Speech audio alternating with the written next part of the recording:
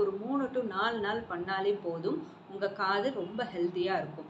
இது இன்னும் அடுத்த பட்சமா இது என்ன பண்ணுதுன்னா, உள்ள இருக்கிற அந்த காக்லியர் நர்வ்ஸ் எல்லாமே நல்லா ஸ்ட்ரென்தன் பண்ணி, அது மூலியமா பிளட் சர்க்குலேஷன் வந்து ரொம்ப ப்ராப்பரா இருந்து காது வந்து ஹெல்த்தியா மெயின்டைன் ஆகும். ஸோ இதோட டியூரேஷன் எவ்வளோ நேரம்னு பார்த்தீங்கன்னா 10 to 20 மினிட்ஸ். இது எப்படி பண்ணலாம், யார் பண்ணுறது, அது எல்லாம் அடுத்த பட்சமாக டவுட் வரும். இது என்னன்னா, பக்கத்தில் இருக்கிற ஆயுர்வேதிக் ஃபிசிஷியனை கன்சல்ட் பண்ணுங்க.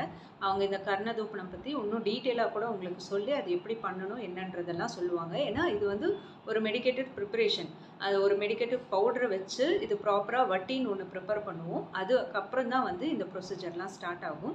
ஸோ இது பண்ணிக்கணும்னு ஆசைப்படுறவங்க கண்டிப்பாக பக்கத்தில் இருக்கிற ஆயுர்வேதிக் ஃபிசிஷியனை வந்து கன்சல்ட் பண்ணுங்கள். அவங்க உங்களுக்கு ஹெல்ப் பண்ணுவாங்க. இது வந்து குழந்தைங்கள்லேருந்து பெரியவங்க வரைக்கும் எல்லாருமே பண்ணலாம். யார் பண்ணக்கூடாது அப்படின்னு கேட்டிங்கன்னா, ஆல்ரெடி எனக்கு இயர் ட்ரம் வந்து அஃபெக்ட் ஆகிருக்கு, பெர்ஃபரேஷன் இருக்குது, அதாவது உள்ள கிழிஞ்சிருக்கு, இல்லை எனக்கு